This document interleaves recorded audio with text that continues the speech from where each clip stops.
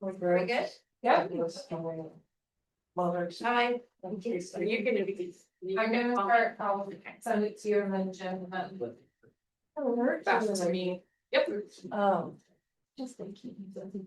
Okay, thank you, everybody. We're going to start the evening. Welcome to Writers Roundtable. This is also being recorded on Zoom, so thank you for our online viewers. I'm Dami Miller, and I host Writers Roundtable with Jim McClure and Jamie Norpel. I know a lot of you are interested in where is Jamie. She's currently on maternity leave. She and her husband have welcomed a new baby boy, baby Arthur, and today is actually her oldest son's birthday, so happy birthday to Otto. And tonight we have a great presentation for you, but before that we are going to have Nicole from the York History Center come up and talk about a few different events and things happening. So Nicole.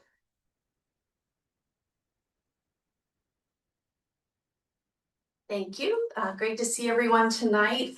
We do have some fun things coming up at the History Center. Just a reminder, if you're interested in seeing the program later, it will be on our York YouTube channel, the York County History Center on YouTube. March 10th, we have a new series called Agricultural York. We've held 2, I believe, already. This one's going to be on the Wallace Cross Mill. On March 18th, we have our regular Civil War Roundtable. Speaker is Scott Mingus, speaking about the Irish at Fredericksburg. On April 4th is the day we actually open our seasonal sites. So the Colonial Complex, the Fire Museum will be open for tours daily. April 11th, we have a Date with History, which is a fundraising event and auction with a 250th anniversary of independence theme. So be sure to be there. And April 12th, our Genealogy Society program is Prospect Hill Cemetery Revolutionary War Veterans. Thank you very much. Please visit yorkhistorycenter.org for more information. Hello, I'm Jim McClure, and I wanted to make the quick pitch, as I always do, about the Journal of York County Heritage. It's one of the things that we do. This is an outgrowth of the Publications Committee of the History Center, and the Publication Committee puts it together every year. It's a small book, or it's actually a big book when you work on it. A lot of articles. I want to just go over the deadline for next year's, we're working on this year's, and deadline for next year's is December 1st. So you have a little bit of time if you want to work on a project and submit it for next year's journal. Next year's journal is in conjunction with the 250th of the Artist's Federation. This year's journal connects with the 250th of the Declaration of Independence. And so we have 4 articles in this year's journal that will be connected with the Declaration of Independence. I'm just going to name a couple. One is that June Lloyd, who many of you know, June Burke Lloyd, is doing a story or an article for this year on James Smith. James Smith is really kind of there's not much known about him, even though he's the most famous York County in the 1700s. Not much is known about him today. His law office was burned late in his life, and so there's not a lot of papers. And so June is trying to sift through fact and fiction, and so she has an article, which may be the first of a couple or more that's coming out on James Smith. We have I'm doing a story on the 250th, just some of the stuff that's coming up this year. We have Jane Sutton's doing a story on Mary Catherine Goddard in the Roads to the Revolution, which will be interesting. It's tied to the 250th. And then Lynn Nelson is doing a story on George Michael Peter was a POW in the Revolutionary War. So you see, these are pretty interesting topics. And then we have 2 more. Tammy Friedrich is doing a story on the Seventh-day Baptist community. It's a branch campus of Ephrata that was in Washington Township. Anybody know where Washington Township is in York County? No stoplights, right, Tom? No stoplights. And so, but it's a wonderful rural part of York County, in the western part of the county. And so there's basically a cloister group that met there in the 1700s. And then we have Tom Hook, Steve Myers, and Jerry Caslow have done a story on York County bands and the American Spirit. Those were community bands that were prevalent around here for many, many years. There still are some, that are around. So those will all be in this year. So if you have a bent towards doing a scholarly work and you want it to be reserved for the ages, just get it to us by December 1st of next year. Before I introduce the speakers, maybe we can just have a couple folks tell us about their projects. That's one of the things we do here, is to share about our projects and make contacts that way. And then we'll get back to that at the end if we have some more at that point. So anybody want to, Dennis Ness is here doing some really interesting work on militias in the 1700s. Thank you, Jim. Hello to everyone. Good evening. My name is Denny Ness. I started like 10 or 15 years ago an interest in the militia because of the outreach of my family. I did a lot of family investigation. Anyway, I got to the point that I had so much information, I developed a database. I now have a database about 95% complete on the people in the revolutionary period plus tax lists and etc. So I hope to get that done. I'm going to donate that to the institution here so that everybody can use it in the future. The second thing I want to tell you is that I am a contributing author to a website, JAR, which is Journal of American Revolution. They did some work with Ken Burns, not me, but them. And I got an email from them not too long ago. And what ended up was I ended up in a TV studio over in Adams County. They want to know about the Revolutionary period and the people in York County in the Revolutionary period. We've talked, we're going to do some more things. And I hope we can get some people from this area to also join in being on the camera as well. You never know. Thank you. Thanks, Dennis. Anybody else? Chip, do you want to? Sure. Want me to come up? Yes, please. This is Chip Kaufman. I don't know if you've ever met a linguist. This is a bona fide professional linguist. He's going to tell us, but he has some really interesting applications in your campus. Thank you very much. Hi, everyone. It's an honor to be here. Thank you so much. I've been writing since I started in the intelligence community in Washington. Yes, with the CIA and NSA and all those crazy alphabet soup organizations. I probably wrote many hundreds of intelligence reports, so I really got into writing. I grew up in Lancaster, where I canoed the Conestoga and the Susquehanna and grew a tremendous interest in I don't like the word Native American. I like to use indigenous people or the first inhabitants, although I understand in publications people use Native American, so I'll go with that. I was fascinated with that. My mother told me stories. She grew up in Millersville, and she told me stories about the Native Americans that had become prolific throughout the centuries. But so I'm very interested in writing.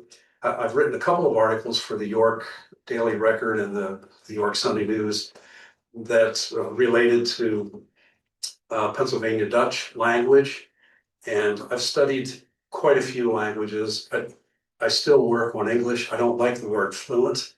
I think it's overrated, that people expect too much.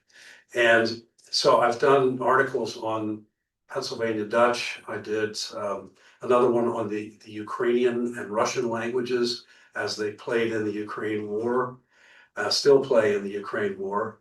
My specialty was Russian when I started, but went into many different languages, especially with terrorism. And I did another one on, oh geez, it doesn't matter. It's the Ukraine War, and I did it on the lost voices of the Susquehannock. So I want to take off from that. I've only written one book, and it's not out there for the public. It's a book that has been used online by York College students. I've been at York College for 20 years as an adjunct faculty member after working in the government as a certified linguist. And so I wrote this article on the lost languages of the Susquehannock, and Scott Fisher told me, you gotta keep it short. You gotta keep it short, and so I had to keep it under 1,000 words. And what I wanna do is I wanna build it into a book because it fills a gap, as Jim put in his article this Sunday in the Sunday News. We have gaps out there that need to be filled. And there are so many aspects of language that play with history. I'm not a historian, full disclosure, but I do get interested in the history of Indo-European languages and Persian and all the Greek and so forth.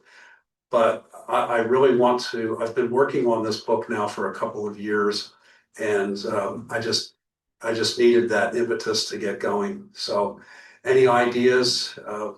We have a number of different language groups and language families that came through this area, either as nomadic people like the Shawnee, and also we have, the Conestoga, the Minqua, they were probably all the same group, at least related to Seneca and so forth, and the languages, the Iroquoian languages. I have studied Cherokee, which is a South Iroquoian language. And I've studied Navajo, which is a killer of a language, but it's fabulous. The American Indian languages are great. So I'll wrap up. If anyone has any ideas, I am very, very interested in this, in taking off on the book. And now that I'm winding down at York College after 20 years, I'm still teaching world languages, in which I do a unit on American Indian languages. So, or Native American languages. So thank you very much. I appreciate your time. Thank you. Thanks. Thanks, Jim. We'll go into the program now, but there'll be time at the end. We can pick on some other folks to tell us about their research. So be thinking about that. So we have 3 speakers tonight, not 3 hours worth of speeches, 1 hour, and so on. And the first one, we'll start the first one. She enjoys the spotlight so much. That's what I'm going to start with. This is Becky Anstine. And I met Becky the first time years ago. She worked at B. Dalton in the York Galleria. I thought, that's the coolest job to work at a bookstore. And I'm sure you would still be working there, but they kind of left you didn't leave them. And but Becky has done, I think probably you're the most published person in the journal over the course of time, maybe tied with Stephen Smith. 5 articles, yeah. So that's great, and we expect more in the future. The most recent one was the Smallwood family in York County, the James Smallwood family. There's a lot of Smallwoods, but the James Smallwood family, and so that was the most recent one a couple of years ago. So she'll be speaking.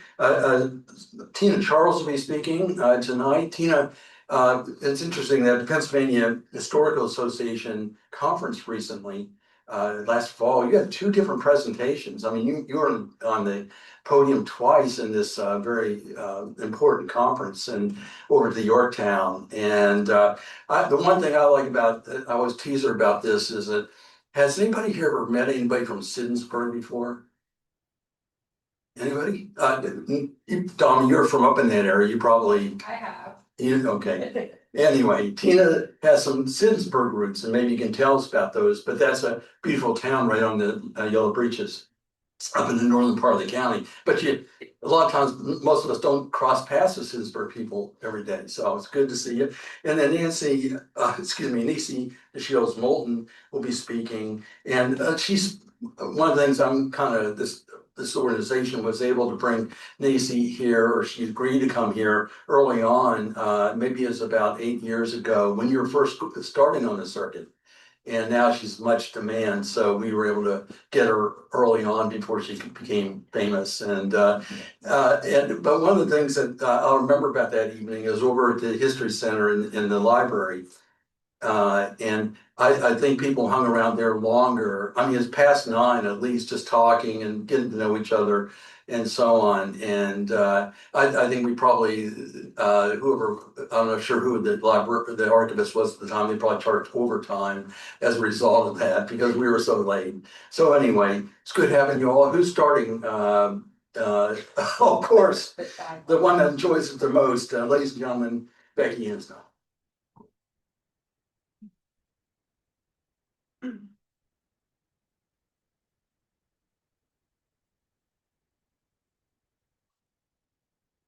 Okay, that's better. You're gonna need to be behind the microphone. No, I have to.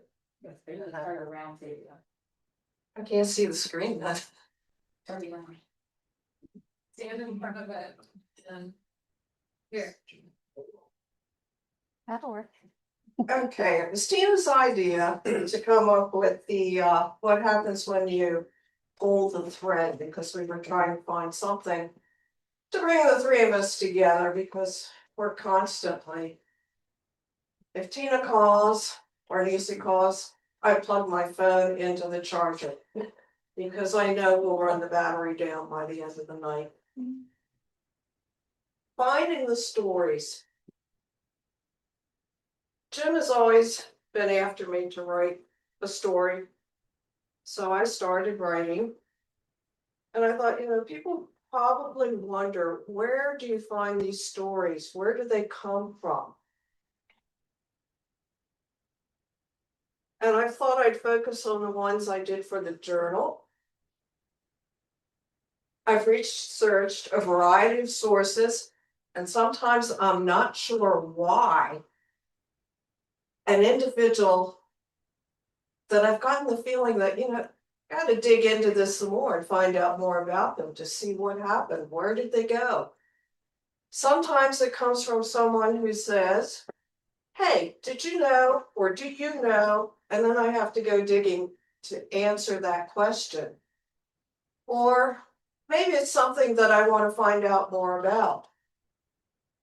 And the other problem is that I want to know if what I'm looking at is fact or fiction. Because you'll read these stories in the newspaper and you look at them and say, is that really true? Well, I check them out and make sure before I write that I have found the fact and know where I got it. Neicy was the instigator of my first article. She wanted to find out if her great-great-grandfather was a Civil War veteran. The family comes from Wycomico County, which is where some of my ancestors come from, Wycomico County. So both families have kind of moved up through Baltimore and into Pennsylvania. And a few years ago, we united.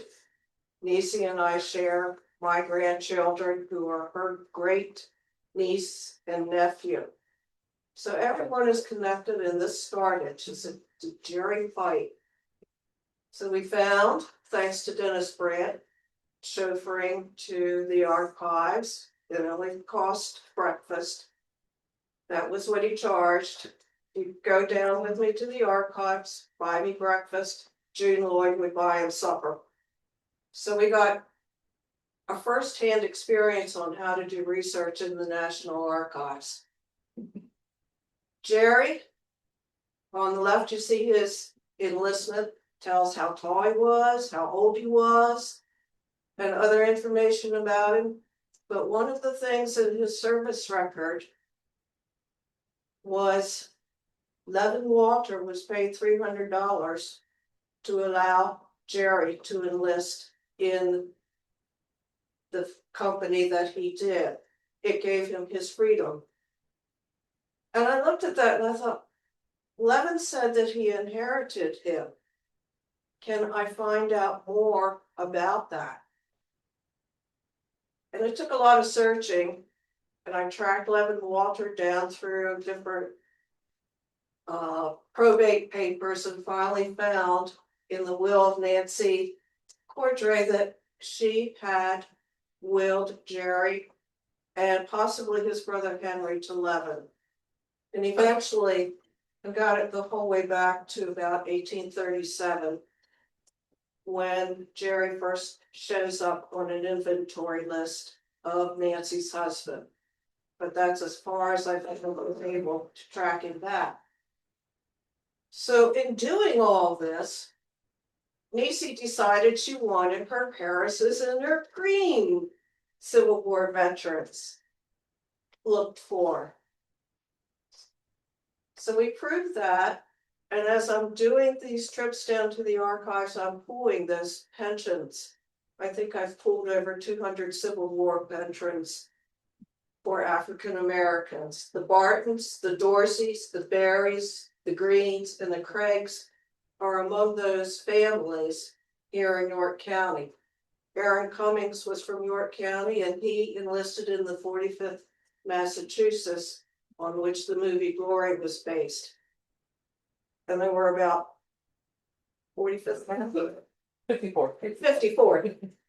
Number reversal there. I can see the look on. Oh, I'm letting in my mind. And yeah. So we had men from Lancaster County and from York County. I think we're about 5 from York County who actually enlisted in that regiment. And the pensions were a little bit sad to read on that when they talked about the battle and the treatment that the soldiers got. Instead of being buried individually, pushed into a mass grave. And that's some of the things that you can find in a pension. Daniel Sweeney enlisted after the Wrightsville Bridge was burned because he had helped defend and protect that bridge. That was the first story I wrote for the journal, to bring in the York County veterans and show and talk about them, because up until then, nobody had really looked at this side of the Civil War veterans. So after that, Jim decided I should write some more. Looking through burials at Lebanon Cemetery, I came across Gladys Rollins. And then I saw an obituary where Wiki Worthwine talked about how poorly attended her funeral was, considering everything that Gladys had done. She was born in York. Their family moved down to the Philadelphia area, and she went to school down there, but she would come back to York for the summers and spend the time with her cousins. But you could see she led quite a life, but the most important thing she did was the Green Circle program. It went worldwide. It was translated into many languages. And basically what it talked about was, I have a circle, and there are certain people that I will let into my circle for certain characteristics. But they will not get into this circle because that circle that I am also in doesn't follow those characteristics. It talked about bringing people together. Whoops. I got it. It was a fantastic program. It went, like I said, all over the world. After the riots in New York, the city brought Gladys to York for the charrette to talk to people, to have newspaper interviews, to go into classrooms and explain her program. There were protests, some from the Ku Klux Klan that was here in York, others from someone got the idea that it was a sex education program and they didn't want their child in that. So there was quite a bit of publicity that went with it. When you think about it, how many people do you know from York that have created a program that have been translated into languages and used all over the world? So I thought she was rather significant. The next one had a personal interest. It's a Blue Ball Inn. It's down in Shrewsbury. It was used during the Revolutionary War as a tavern. There are rumors that Lafayette stopped there. But it was of interest to me because when I was doing my own family history, I discovered that my ancestors were the one who built and owned that inn for over 100 years. And it stayed in the family except for a brief time. And that's when the children's home of York had a farm down on that property where they would have the children work and grow things and vegetables and everything. And after a while, they sold it and it went to the Leader family. This is Governor Leader's brother who lived on that property and actually was my uncle because he married my father's sister. So I played in the cemetery that's there on that property. We ran around in it. The original house still stands. Oh, okay. I'm sorry. I keep trying to look to see where I am. But I thought this was rather interesting and unique that the children's home had had that farm and then it came back into the family again. So it was over 100 years that the first round of Hendricks people owned it. It's on the 1759 road map that they made. You could see the smoke coming out of the chimney. So it's old, but that brick house was not built in the 1700s. It was built about 1810, we think. Just so you don't get confused. Because it must have been small because during a celebration in England, they set up a replica of the tavern with its tables and everything for some sort of exhibit. This is the last article I did. Sister Gertrude Smallwood, actually Lydia Smallwood, and that is an actual picture of her in her nun's outfit. A lot of families, the Grays, the Goodriches in York, were sending their children down to Baltimore to schools that were run by the Oblate Sisters of Providence, which is a group of nuns. They had boarding schools, they had educational schools, and when the girls were in the school, they were learning to be ladies. Stitching, singing, languages. I think one of the languages they were taught was French, reading and writing. In the early years, Lydia said that she wanted to become a nun, but her mother, who was up here in York, said, no, not yet. So when she turned 18, she went back down to Baltimore and became a nun. After that, she traveled to New Orleans, where they set up a school. The Oblate Sisters would go around the country setting up schools for orphans and education. She wound up in St. Louis, Missouri, and that's where she died, and that's where she's buried. So that kind of gives you an idea of where I got the ideas for my stories.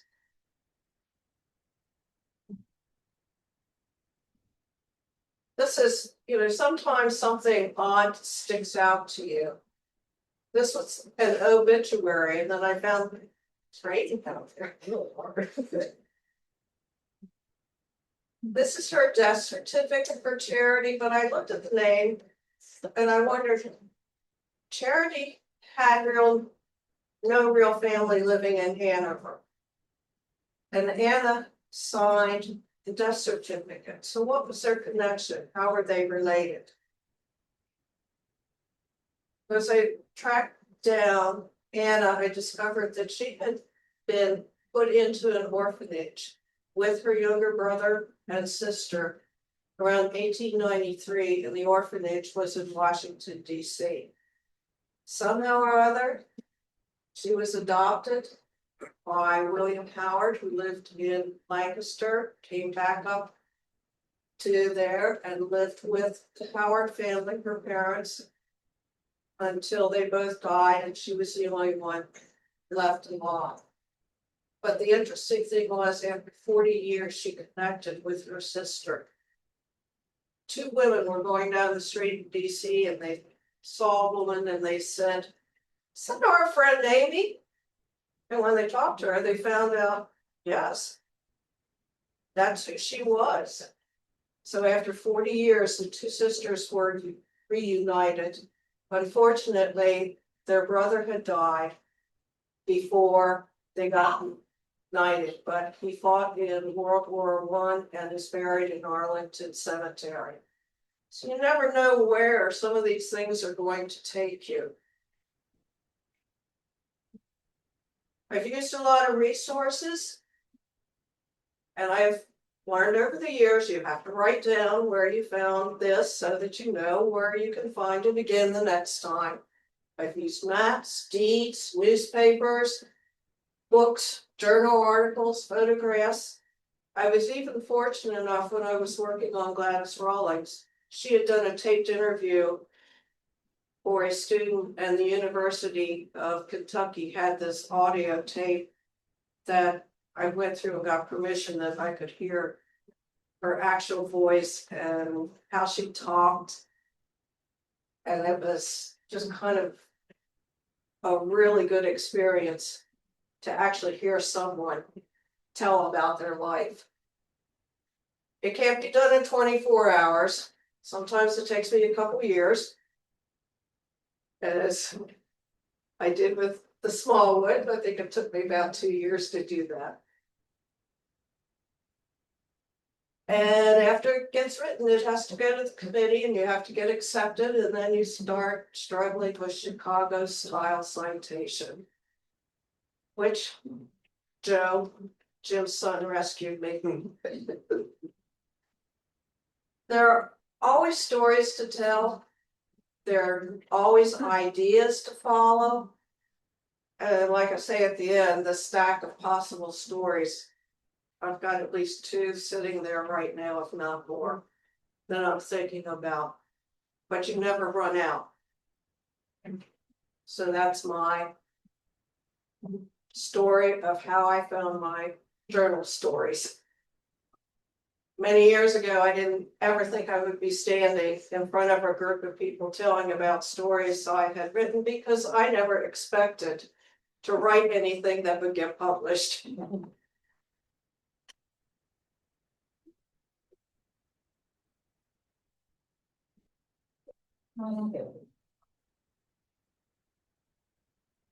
Okay. Notice how well the 3 of us work together. Easy as a third person.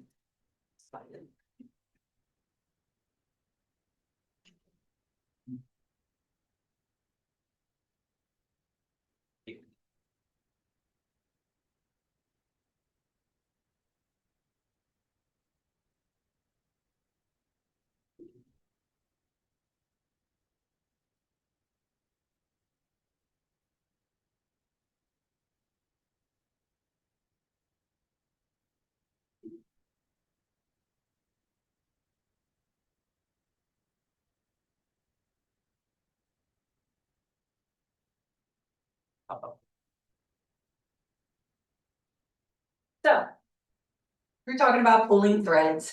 We usually say we go down a rabbit hole, but we wanted something different because, like Becky, in researching other things, you usually come across something that catches your eye. I am a frequenter of eBay, and I like looking for photos of York, PA. Anything tied to York, PA, whether it be postcards, but I always look for photos that have names on the back.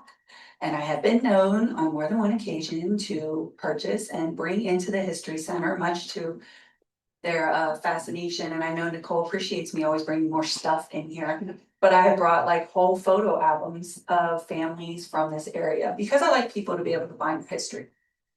So I came across this story about the McLeans here in York. So the simple title, or basically how a single photograph led me down a path that uncovered a family story, a business legacy, and one of York's biggest financial scandals. Sounds exciting, right? So this is a photograph that started it. It's taken here in York at the Sword Brothers studio. And on the back, written in pencil, it said Isabel with a little caret, McLean, her maiden name, Baird. And it said she was a friend of Lilia and someone else that I couldn't decipher. So me being me, who was she? I go to newspapers.com first, and what I come up with is an obituary for her father, James, who said that he was the oldest merchant in York, and they apparently McLean department stores, McLean and Sons, JMP. I had never heard of this department stores of all the department stores downtown. Never heard of the McLeans. Apparently the McLean family, they were all born in Scotland. They came to America around the 1850s, sorry. They were born, James specifically, Aberfeldy, 1834. The family, he came with a few brothers and one sister. They originally lived in New York City for a while, and the rest of his brothers moved up to Danbury, Connecticut, but James stayed moved to Yonkers, and he got married. And he was a carpenter by trade originally until around the 1870s. The story was that he fell off a ladder and his wife said, yeah, you're not doing this anymore as an occupation. You need to go to Connecticut and learn the dry goods business from your brothers, which he did. And then around 1879, James and his brother Peter moved here to York, where they then opened a store. But James had 3 children, David, Alexander, Edwin, and Isabel. So that's where she was from. So this is the McLean family. David and Peter were here in York, and then the brothers Alexander, John, Robert, David, and their sister Grace were all located in Danbury, Connecticut. So James, originally him and his brother opened James and Peter, J&P McLean Dry Goods Store. He was a member of the First Presbyterian Church, where he served as a trustee for over 20 years. And at his sermon that was given at his funeral, he was characterized as a thoughtful, devoted parent and a man of decided power. He was of that strong and rugged nature that seems inseparably connected with the Scottish race. Apparently that made him a good businessman also, but he was also said to be sincere, always willing to speak the plain truth, meaning what he said, no more and no less. So these are some images I've been able to obtain of the McLean store. So they started it on April 14th, 1879, where the old jail was, which was originally on the corner of East King Street and South George Street. They then removed to the Smalls Mercantile Building, where they were for about 8 years, and then they went to the Freisinger Building on West Market Street for about 7 years, and ultimately landed 3133 East Market Street, which was across from where the old courthouse is now. The sons eventually, Peter sold his shares and moved up to Connecticut for a while, and it then became James McLean and Sons. And the Sons sold it in 1928 to a huge national known Interstate Department Stores Inc. They apparently were really big in New York and things like that. And interestingly, the photo that's right beside the text there, I went to Prospect Hill Cemetery, which is where the McLeans are buried, and they actually have that photo hanging on their wall in there. She said, that name sounds so familiar. I know that name. Well, because she had a photo of it or a picture on the wall. Here's a postcard I found of the inside of the store. And that is one of their advertisements that they would frequently put out. And this was the McLeans up in Danbury, Connecticut. Now, I am still actively working on this story. I'm in touch with the Historical Society in Danbury, who have a plethora of information on the McLean family. Up there in the top corner, you can barely see where it says their advertisement for McLean stores. But they did have a large store there also that was very successful and did not go out of business. It was multi-generational for a while. So we are exchanging information because they would like to know about the York McLeans. So this I love the most because James McLean built that house on the corner of Roosevelt Avenue and Hartley. It is 500 Roosevelt Avenue. I drive by there all the time. I love that house. And now every time I drive by it, I just think of they were having lawn parties. And Isabel and her husband were actually married in that house. There was a long article about that. They raised their children in that house. They would have, benefits and just grand times at that house. So many things happened there. And James McLean, when he died, his funeral was actually held in the house, in the home. So, from having built it up, but I love that house and just so many memories were made there. And you can't really too much see it. So that is the color it is now. But the newspaper article gave it a very great description of the colors that it was and said that James did a great job in selecting the colors. I believe it was like yellow with red shutters, shingles painted Pompeian red, and the window sashes Quaker green. I don't know what Quaker green is, but interesting colors for the time.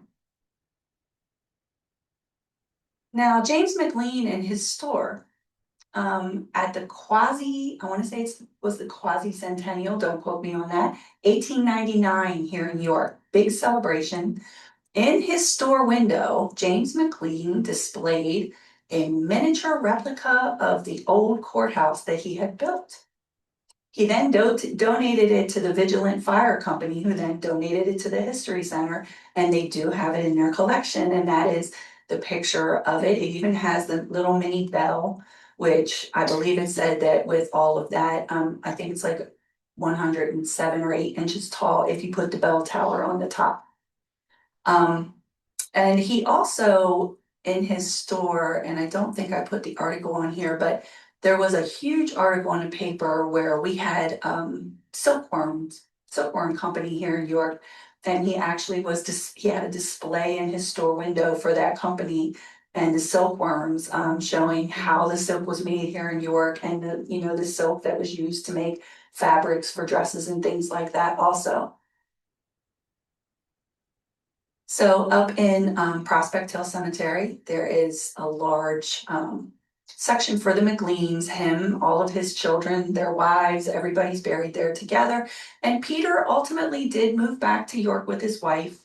And they actually lived, it was listed as 41 South George Street. So they stayed fairly close to the square where the store was. And they are also buried there. So let's go back to Isabel and the story that got started with all of this. So Isabel married Thomas Benton Baird.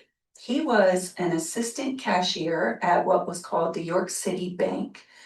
It was a very prominent wedding, popular young people, and there was a huge article about again, they got married in that house that we saw.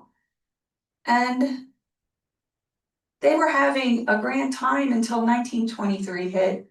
They had just had a coming out party for one of their daughters. They had 5 children together. And 1923, there was a huge rumor going around that York City Bank suddenly closed up its doors. And nobody believed what was going on. There were whispers, people were showing up to do their banking business, and they were like, well, why are they closed? And someone said, I heard someone stole over $1 million. Well, at the time, the York City Bank was the holder of almost all of the most prominent businesses' bank accounts in the city, including at the time the YMCA's fund, the school district. They had the school district's accounts. And nobody wanted to believe, they thought, this can't be true, this isn't right. And it was. So that is a photo of people that this, once the rumor started to spread, showed up because they wanted to make sure their money was safe. Because back then, banking laws, there was no protection for something like that. If your money, if the bank went under, you lost everything. There was no safety net for you back then. So he did admit that prior to the time he had met Isabel, he had been stealing money. It was over a decade, and by the time the decade ended, it had amounted to about $1 million. Now, he said he was having some bad runs, some bad stuff, choices that he made, but he was able to get away with it. But he said he knew this particular time when the state sent their investigator. The investigator, instead of coming straight to him, went to someone else in the bank, and he immediately knew, and he told his friend, passed his friend because there was another gentleman involved with him. He said the jig is up. He passed him a note and said the jig is up, and then proceeded to steal about $500 to pay for his lawyer fees. So Baird and Bowl were charged and given the maximum sentence. They posted several, that was a picture of them up there on their way into the penitentiary. They kept tabs, and I mean, this was on the front news for months. This was all everybody talked about. There were rumors that they used the money to back bootlegging. That was one thing that they went to.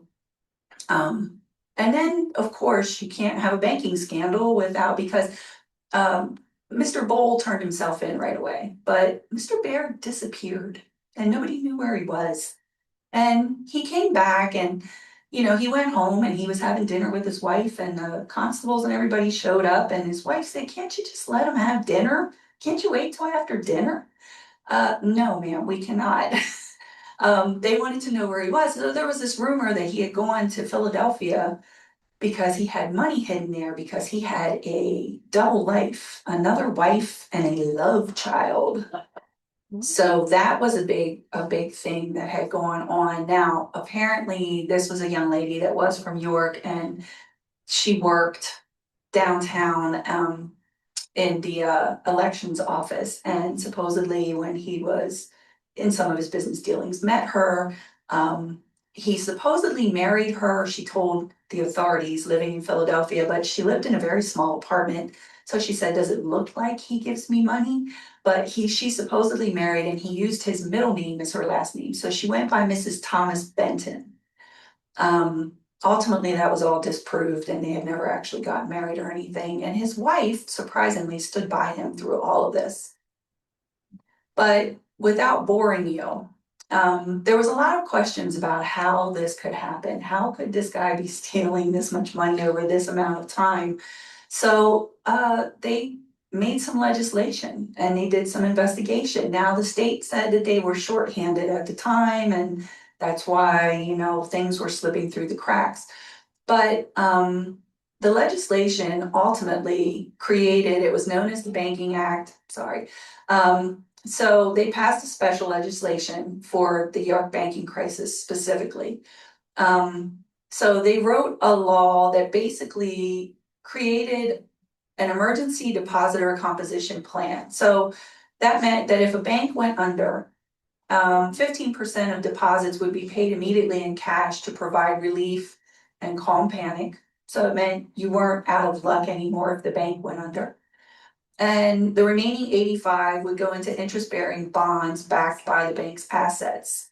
And then the depositors could either hold or sell the bonds, allowing them to recover funds over time. So this was passed in Pennsylvania and then copied by other states, because and this, you got to figure, this was around almost 10 years before we had the big crisis in the 30s. And if this wouldn't have happened, that probably would have gone even worse for people, because they would have had no protections for their money in banks. And this is just one more thing that York City made national news over, but it ultimately ended in making a positive by creating legislation to protect everybody. And I think that was the that was the end of my thing. Thomas Baird did die. He was released from prison earlier due to health problems, and he became a real estate agent. I don't know how successful he was, because who would want to buy real estate from the man who embezzled over $1 million? But him and Isabel are actually buried up in Mount Rose Cemetery. So that is my story about how when you pull a thread, you never know where it's going to lead you.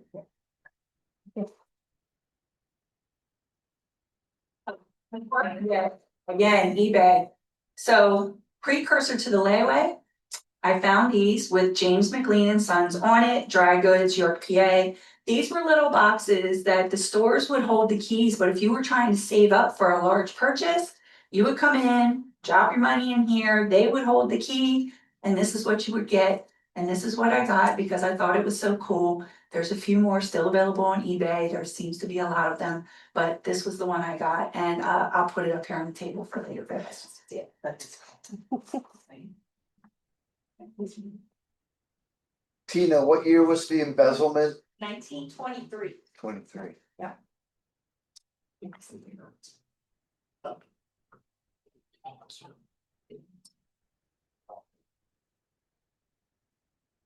Hello. Can you hear me? Yeah.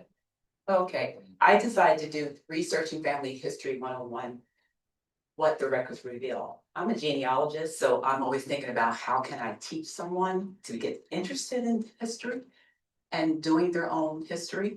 So that's kind of what I'm gonna talk about, and how it's African American, how it's a little bit different for us when we're actually doing our research. Genealogy tips, starting right off the bat.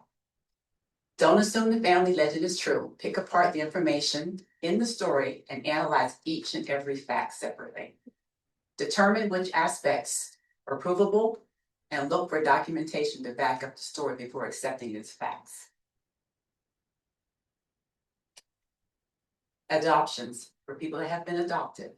Check the orphanages. Records may hold information like date of admission, records admitted, name of parents, names of siblings, and so on. Governments, organizations, independent orders of the Eisfeld Halls, they were for underprivileged children. Religious, Catholic, Jewish, probate or surrogate records, guardianship records for minors, city directories, often list orphanages in that city or order, and also in libraries. And just to give you a little hint here, US adoption records versus what's open and what's closed. And as you can see at the top, the open states are right here. And it would be all these states here. Partially open states would be here. And you have general closed states, they would be there.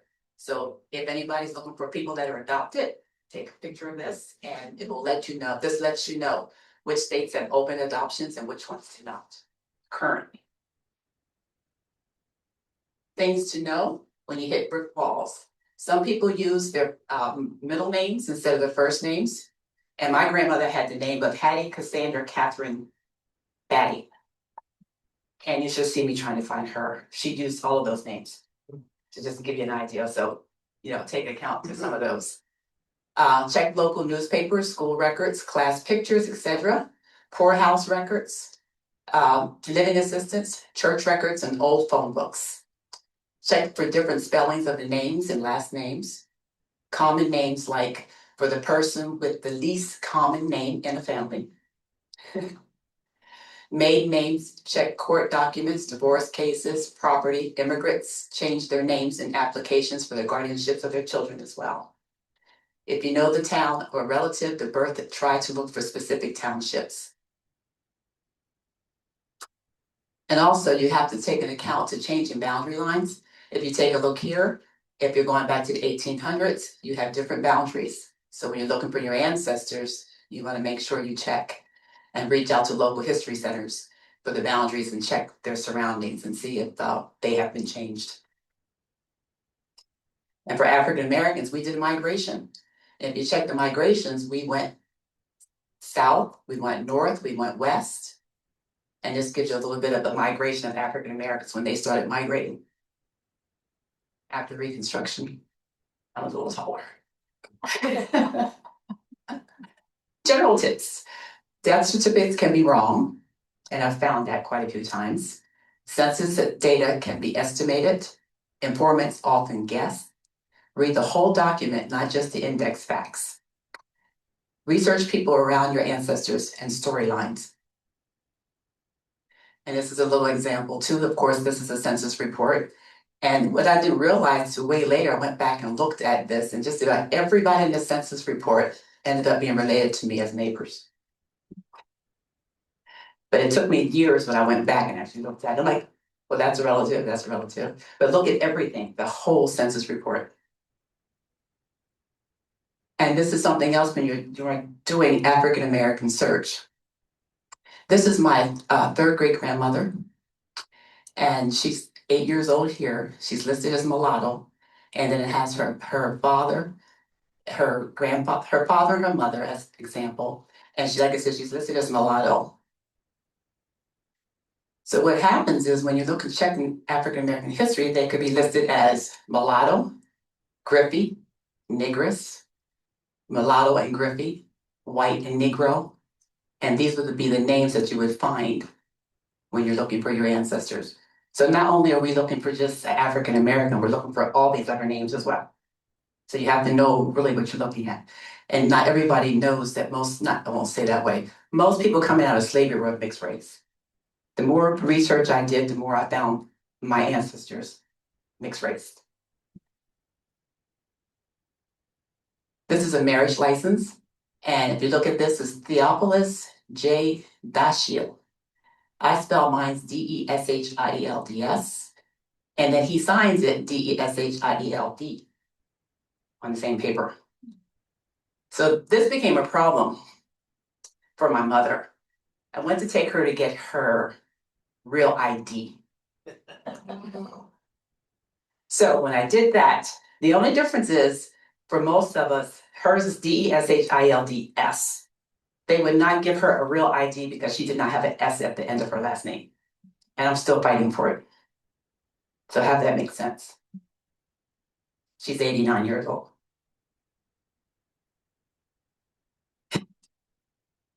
And this is Mary E. Murray, which is a distant cousin of mine.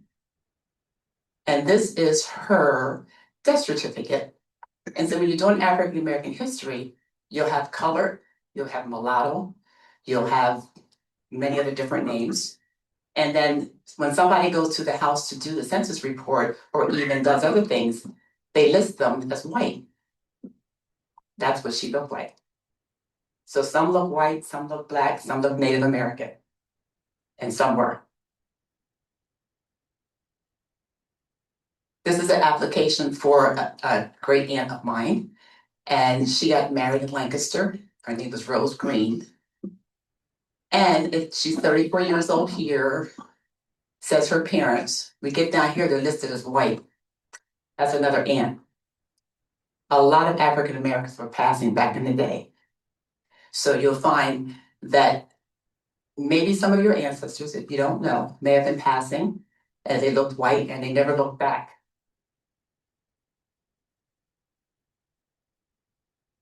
And this is her death certificate, and it actually lists here that she is Negro. And she went on to marry a stump from Lancaster County. And not only that, they have this wrong also for her death certificate. They have her mother listed as Mary King. And I know that her mother was not Mary King, she was Sarah King. It was the sister of Mary. So that's wrong. And this is an actual copy of her death certificate here. And if you take a look at this also, they also have numbers on them if you don't know what they died from. And then I have Hannah Johnson. And I want you to pay attention to the number that we have here. If you don't know what that number means, or if you can't tell what your ancestor died from, you will have to go to the ICD. It's a website. It's an international website, and it's called the Wolfgang Cybernetics. And any code that's on there, it will tell you what they died from. How long has that been in use? Oh, for a good while. I've been using it for a long time. When building your tree online, verification is essential. Here's why. People look at other people's trees online and they copy. Someone copied this, and that's my Aunt Susie in the middle, and they have Effie in the middle. It's not Effie. And I can tell who's copying and who's not copying. So when I see stuff like this, just to give you an example. So never copy somebody else's tree unless you verify it first. I was able to find passports, get tons of information. It says that he was 25, he's 5'8", forehead high, eyes dark brown, nose, mouth, black hair, complexion. So you get a lot of information off of the passports. It even talks about where he was married and who the pastor was at the time. And it shows it right here in Nathan Gibson. And it shows you in Peach Bottom. And that's his picture. And this is just the birth certificate, the way they look in Lancaster County and York County. And this is a delayed birth certificate. And they're only available up to 1908 currently. And then this one was wrong. This is an ancestor of mine. This would be my, I think, third great uncle or second great uncle. And it on the index, it has him listed as Benjamin Stewart, has him as white. This is his actual death certificate, and you can, it says N for Negro on the same page. The first page, that's why you have to stop, go look at the actual document. Because you can just bypass that particular person by looking and say, oh, he's white, that's not my ancestor. Or he's black, that's not my ancestor. Look at the actual document.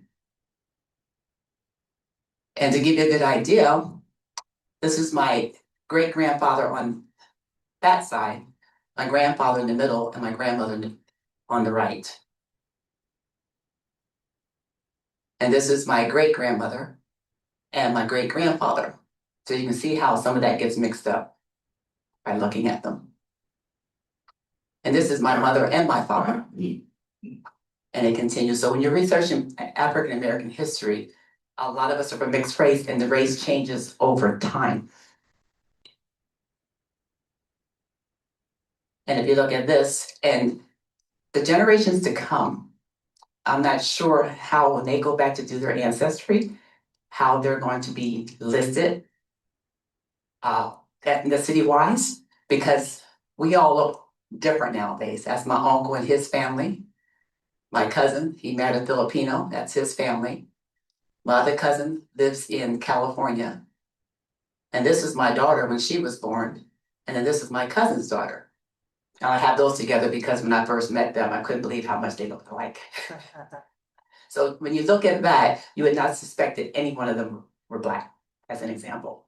So what you see isn't always what you get. So you have to really dig. And color, unfortunately in America, that's what we go by, the color of somebody's skin, not who they really are. Additional tips, cast a wider net, try reaching the spouse, children, brothers, sisters, and other relatives. Document all the friends and associates, because you can find people through their friends and associates as well. Create a timeline, try genealogy crowdsourcing, step away from the problem, and then go back like I've done many times. You can hire a professional, and no matter what challenge you come across, never lose sight of the records and websites that keep popping up and changing all the time. And this one, for World War I in 1917, because African Americans were so diverse, they couldn't tell what they were. They cut the corners on the side to let the military know that they were Black. When they got to 1918, they stopped doing it. But if you look at anything in 1970s, especially African Americans, you'll see that those corners were sliced. And this was 1918. And Becky was talking about my grandfather, Jerry DeShields.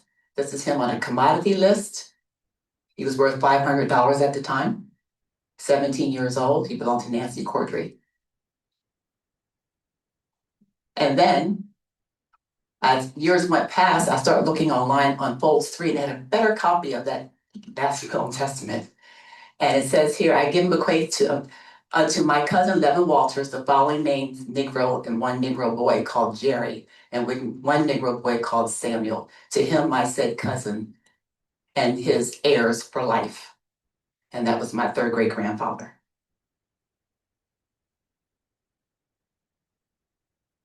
And this is his evident of title.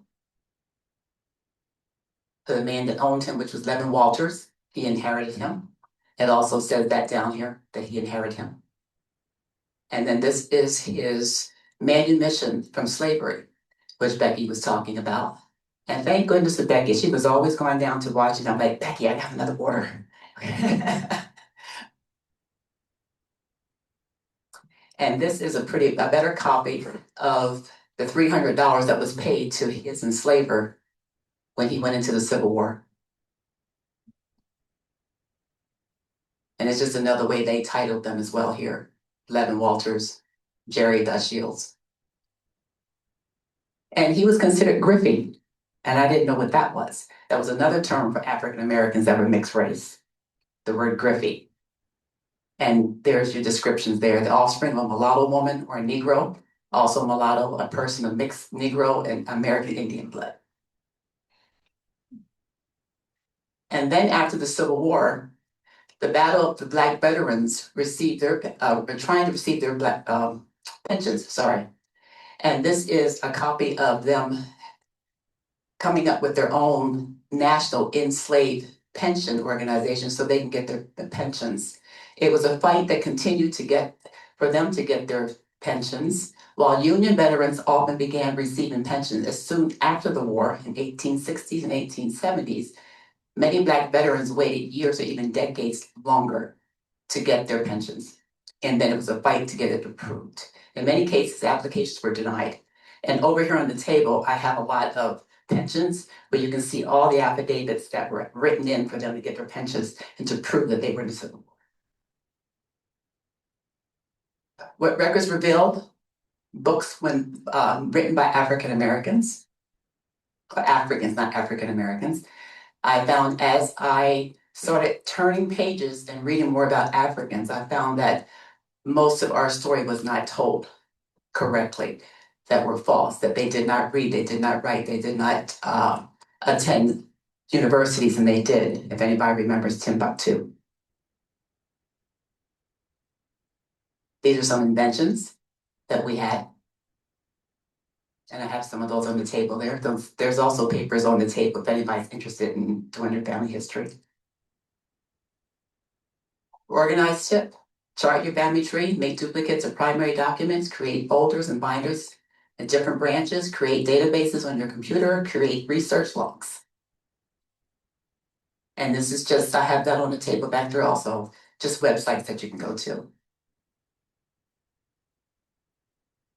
And some of the things to think of, if I have a software called Legacy Family Tree, they do webinars, and you can go to those webinars, and they do have them weekly and sometimes monthly of different genealogists that come on and tell you how to do things.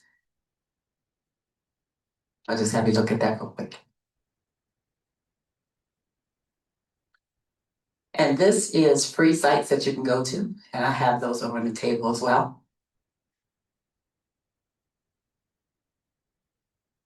And they have mobile apps that you can carry along with you, where you can record family members. You can take notes, and it will set it up so you can have specific questions to ask ancestors or people that you need to talk to. And these are pretty good. They have Dolphin Browser. It's a vast private built-in. Also, that connects to Evernote. So when you use Dolphin Browser, you can save all that information to your Evernotes. And also with those mobile apps, one of them is called Mobile Family Tree. You can take that with you and interview people. What my research revealed: family went from enslaved to pioneer. Right here we have my cousin, that's a Gibson, Ralph Gibson. He ended up being a pioneer in the medical industry, and they had a a scholarship offered every year in his name in Michigan. And this is his obituary, both of these.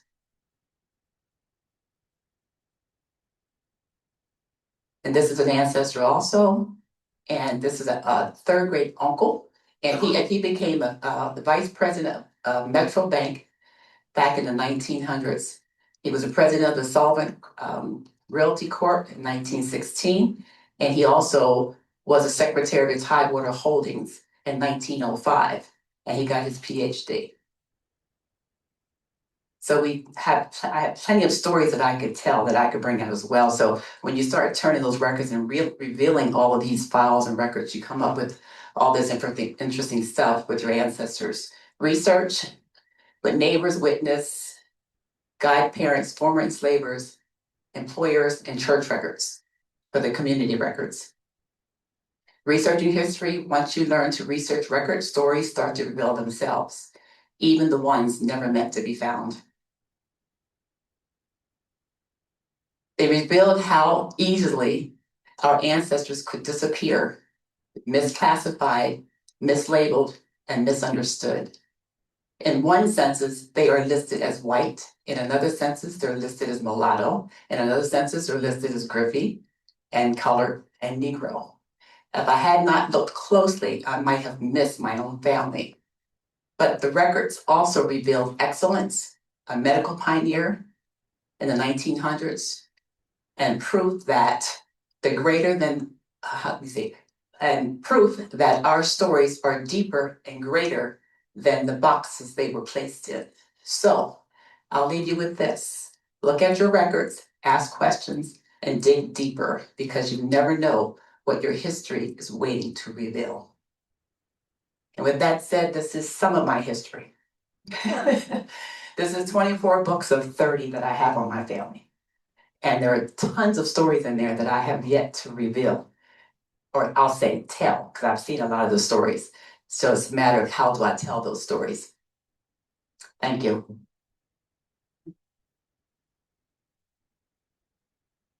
This is the having a title of my grandfather. I'll put it at the table. Thank you all. That was great. It's inspiring, the work that you all have done. Questions for our presenters? Yeah, Randy. Do we have a sense of the banking crisis there in New York and the work that was done after to protect people who had deposited their money? How close of a relation is that to what we now have today of the FDIC? Is it fair to say that that was a precursor to the FDIC? Yeah, the question was, after what was was it downstream of the banking scandal, and how does that connect with today's insurances that are on our investments? From what I could see, it was basically, like you said, it was a precursor. It was early. Could you come up here, please?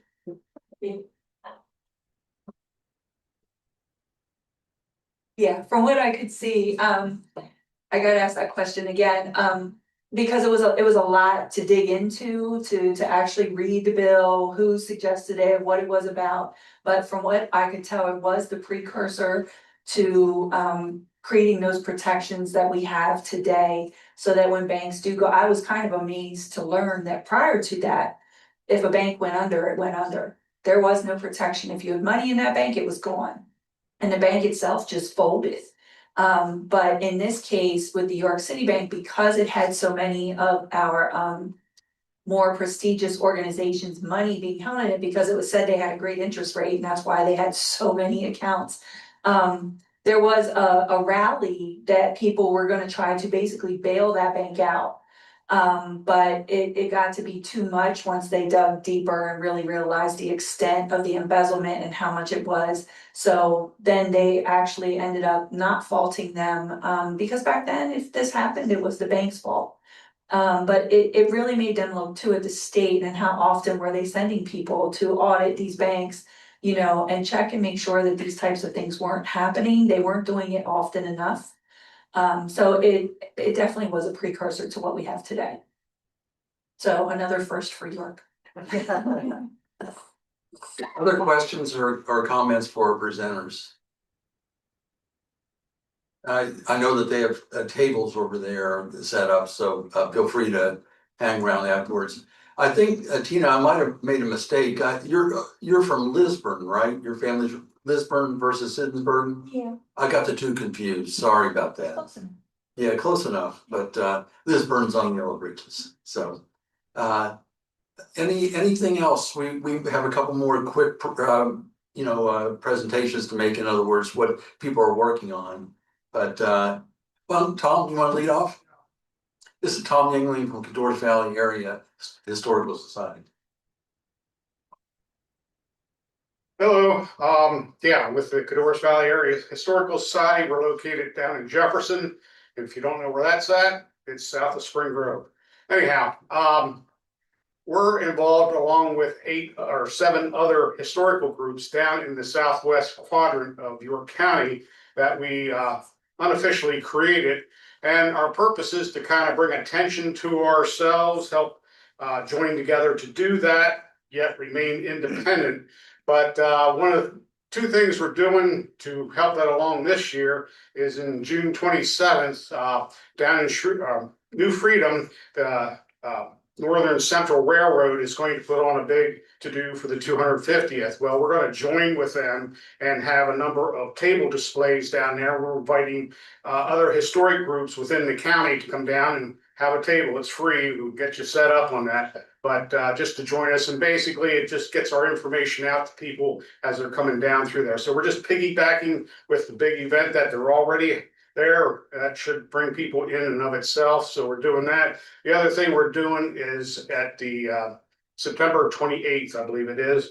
And this will be the 3rd year we're doing this. We do a bus trip, and we do it with Scott Mingus, who's a classic Civil War historian. And what we do is basically look at the Battle of Hanover, which is a precursor to the Battle of Gettysburg. And we basically look at historic sites again within the southwest quadrant of York County.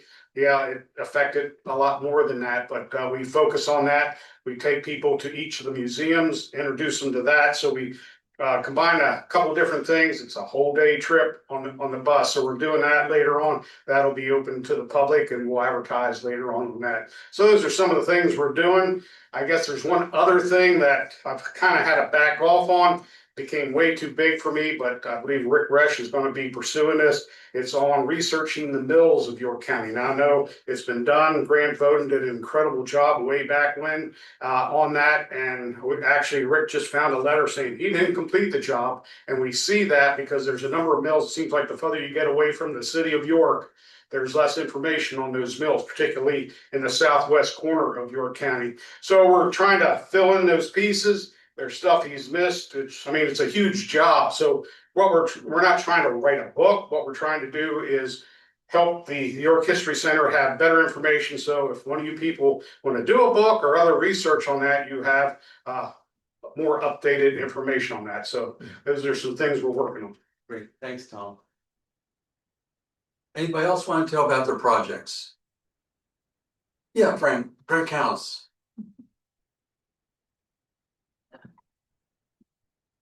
And Rebecca counts. Only saw one hand back there. Yeah, exactly. We don't have anything without Rebecca. No, stop. So, Jim also wrote an article about something Rebecca and I have been working on in the Sunday newspaper. It's so nice that he promotes all of us and that he gets us all together. But we've been working for over a year now on a project that really wasn't supposed to be a project to begin with. It was just a question that I had and, was fascinated with, but didn't really feel like I'd been adequately instructed about it. I was born in York, lived in York my whole life, always had a passion for history and for my history instructors. Yet I never really understood who founded York or why, which is the title of our presentation. And it's a multiple choice answer, by the way. But it really is a fascinating story. It always seemed to me that at least the history that I recall growing up, people focused on the Revolutionary War history of this area, which is, deep and rich. People would focus on the Civil War Underground Railroad tranche of history, which is also deep and rich. And people would focus on the Industrial Revolution, World War I, World War II, manufacturing, the York Plan, kind of that tranche. But as someone said earlier, there's gaps. And to me, the gap was, well, what about prior to the Revolutionary War? And really the whole, research project was generated by the blue Pennsylvania Historic Museum commission marker right near York Hospital. I swear it used to be south of the hospital on George Street, but they moved it across from the Colonial Coffee Shop, a little further north of the hospital. But it says York, laid out in 1741 by the proprietors with a capital P. Well, I went to law school. That's a defined term. But who were the proprietors? So that was the rabbit hole that we went down and we thought it was going to be a real simple, 1 or 2 week project. Oh my goodness, certainly not at all, because it was so fascinating. We didn't know where to stop. We didn't know where to start. We didn't know where to stop. And there were all these tangents that you could go out on. But I'm the researcher.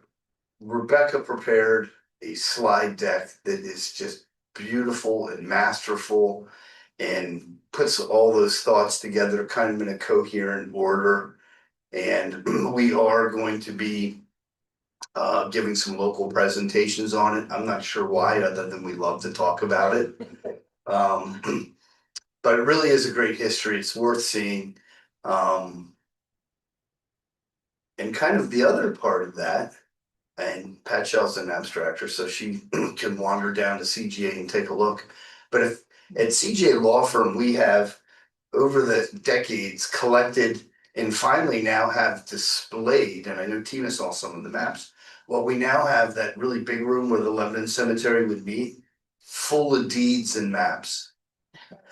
Just today we got our last deed that's going to complete the room of 1776. But we've got other than the History Center, which I'm sure has the greatest collection of historic maps in existence, but ours are on display. And there's really some real gems going back to 1750 and some really unique and rare ones. And many of them have all the property owners' names on them, not just the Shearers map from 1860. But so we've got some great things to look at. So if any of you researchers or historians would like to look at some of these maps, I'll leave you with one tidbit. My favorite is the 1870 map of York City. It's about 2 feet by 3 feet, but it has all sorts of great things on it, including the location of Potter's Field. So there's some really neat stuff that we read about, but to see it on a map makes it feel even that much more real. And I was going to say the stories behind each of the artifacts are so cool. But I would have to say my favorite map was the Shearers map, just because the story of how they, plotted it out and were so accurate. I think that would be my favorite. But the story behind each artifact we find is so much fun, because it takes so much work, and it, you could be bringing artifacts back from California or wherever, things from York or everywhere. So. Yeah, that's our favorite, to find something out of state, bring it back, repair it, and display it. Yeah. And I think she's referring to the Stephen Smith article on how the Shearers maps were made. Which is, exactly. What a treasure to have that article. Yeah. He had a wheelbarrow, he went around all, and he'd track it with the, the rounds of the wheel, and had his compass. And it took about 10 years, I think. Is that what it was? 10 years? A whole lot of time. He must have been very focused. All right. Great. Well, thank you. Thank you. Do any of y'all want to pitch anything coming up? I know Rebecca does. No. Okay. Okay, Randy Parker, folks. Susquehanna National Heritage here. Yes, thank you. Peter Mealy is usually here to talk to you and give you a little bit of update on things that we're doing. I'm a cheap imitation of Pete, but I've texted him tonight and asked if he had anything that he thought we should update on. As far as the Mifflin House and the project out there to preserve and protect and renovate the farm, we are beginning our feasibility study right now. We have just contracted with a capital campaign consultant who will help guide us through the early stages of the big capital campaign that's still a couple of years off, but we're feeling ourselves like into the log flume right now with that. Things are going to start moving very, very quickly, I think. The house tours will resume this spring. I don't have an exact time for that, but keep an eye on our website. And we'll have public tours open, I believe, on the weekends for the house tour. I will also say to this group in particular, Pete and I love to bring people out for what we're calling like private behind the scenes tours. The facility is not ready, the entire facility, the barns and all, are not really ready for general open tours. But we'd be happy to arrange tours with any of you. A group of about this size is maybe what we would cap it out at. But if you haven't had a chance to get into the barns and see what the potential there is, it's quite stunning. From the outside, it's hard to appreciate what we're going to be able to work with there. There's aluminum siding and roofing on there. But when you step inside, the skylights and the natural lighting just provides like a cathedral-like environment in there. We'd be happy to arrange a time for you and get you out there to see that.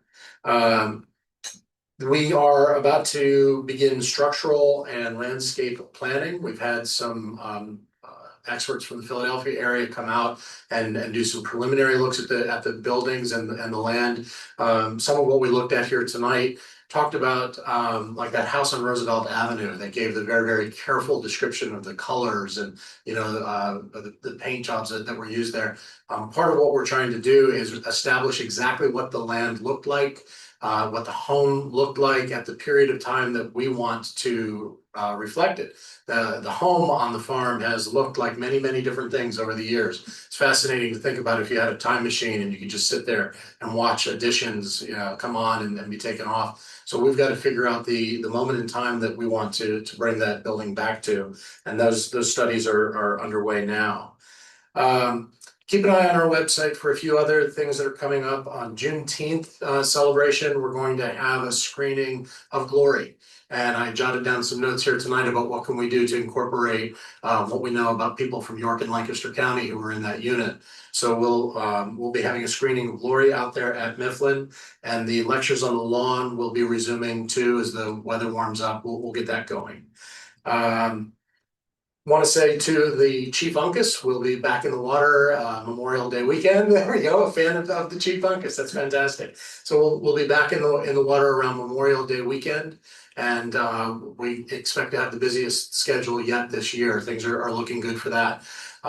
Saturday, actually, I will go out to the tent where we store the boat over the winter time. It's near Lock 2 down at Long Level. We keep it in a green canvas tent on Brookfield Energy land, and our boatwright will be there this weekend working on it. And I want to go and spend the day with him because I need to see what he is doing to care for this, so that I can better tell the story of what it takes to keep this thing. Keep this boat, this beautiful boat, in tip-top shape, and how difficult it is for him to work in those conditions. We're a little concerned about what the extreme cold that we went through here recently might have done. The boat really should not be stored in a green canvas tent. We need a proper home for it. So I'll be eager to see what Chad Brenner, our boatwright, has to say about that. So we'll have an update on that here pretty soon. And as far as getting out to the farm, we have our summer soiree. That's our big fundraising gala of the year. That's on June 12th. Tickets for that go on sale soon, but it'll be a great way to see the farm. We'll have it all spruced up and best foot forward. So love to see folks out there for that as well. And then also Riverfest. A lot of people don't know that Susquehanna National Heritage Area is the organization that has for years put on Riverfest on the weekend of the burning of the bridge, to commemorate the burning of the bridge. It's a great coming together of Columbia and Wrightsville. It's a time that really the river is a bridge and not a barrier. Well, this year, to celebrate the America 250 and also to commemorate our organization's 25th anniversary, we're working with the communities. We're going to be able to shut the bridge down and have a party on the bridge, have events on the bridge throughout the day. I think we're planning on, if we can figure out how to get the electricity out there, we're hoping to have a band out there in the middle of the bridge. That's not confirmed yet. The one thing that is confirmed, you might have been out there on years where we lit the piers to commemorate the burning, and we would have 3 of the piers, little bonfires lit up there. This year, we are set to have all 26 piers lit in commemoration of the burning of the bridge, and that should be a show. That should really be something special to see. All kinds of other events going on in the day on both sides of the river for that too. So it's just a great celebration of the 2 communities that's coming up. So we'll have that. Thanks. So great to see Randy and the community in such an important position with the Susquehanna National Heritage Area. He and I worked together for 30 years, so it's good to see we're working together again in many ways. I'll pitch again that the Journal of York County Heritage is online. If you want to see Becky's articles, they're in there. You can just Google Journals of York County Heritage, and you'll see that you can see them digitally. So if you want to see back copies, about 15 years worth of articles in here. So Tom, you want to send us home? And tell us about your Neicy appearance this Saturday as well. So around 9:30 on Saturday at Neicy down in York Haven, Jim is doing a presentation, and I invited myself, and I'm going to have my new book, Lewisberry Then and Now, and I'll be doing book signings, and I'll be selling my book. So if you want to see Jim and I together, but it's really Jim's show. But thank you for coming out tonight for Writers Roundtable. Our next speaker is actually going to be Pete Neely. He's going to be talking about Mifflin House and how it connects to America 250 and the Revolutionary War. So stay tuned for that. Our presentations are always free and open to the public, either in person or via Zoom, and you can watch recordings on YouTube. So thank you for coming out tonight.